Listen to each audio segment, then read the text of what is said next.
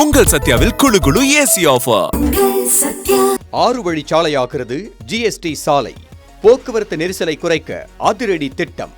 ஒப்புதல் அளிக்குமா மத்திய அரசு?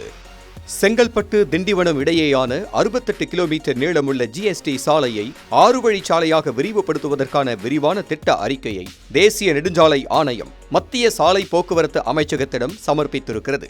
அமைச்சகத்தின் இறுதி ஒப்புதல் கிடைத்தவுடன் பணிகள் தொடங்கும் என அதிகாரிகள் தெரிவித்திருக்கின்றனர். இந்த திட்டத்தின் முக்கிய அம்சமாக செங்கல்பட்டு நகரை சுற்றி 12 கிலோமீட்டர் நீளத்தில் முழுமையாக அணுகல் கட்டுப்பாடு கொண்ட புதிய பசுமை வழித்தட புற வழிச்சாலை அமைக்கப்பட உள்ளது.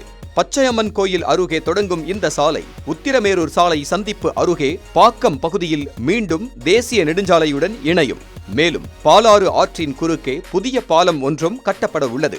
தற்போது ஜிஎஸ்டி சாலையில் உள்ள இருவழி பாலம் போக்குவரத்து நெரிசலுக்கான முக்கிய காரணமாக இருப்பதாக அதிகாரிகள் தெரிவித்துள்ளனர். புதிய புறவழிச்சாலை மூலம் நீண்ட தூர வாகனங்கள் செங்கல்பட்டு நகருக்குள் நுழையாமல் விரைவாக பயணிக்க முடியும். தமிழக சட்டப்பேரவை தேர்தலுக்கு முன்பே திட்ட அறிக்கை சமர்ப்பிக்கப்பட்டிருந்தாலும் தேர்தல் நடத்தை விதிமுறைகள் காரணமாக பரிசீலனை தாமதமானது.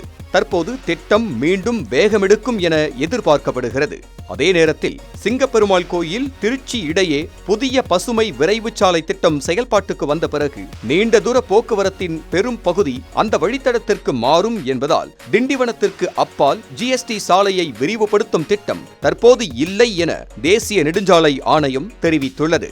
செங்கல்பட்டு திண்டிவனம் ஜிஎஸ்டி சாலை விரிவாக்கம் மற்றும் புதிய புறவழிச்சாலை திட்டம் தென் தமிழகத்தை நோக்கிய போக்குவரத்தை வேகப்படுத்தும் முக்கிய உள்கட்டமைப்பு முயற்சியாக பார்க்கப்படுவது குறிப்பிடத்தக்கது.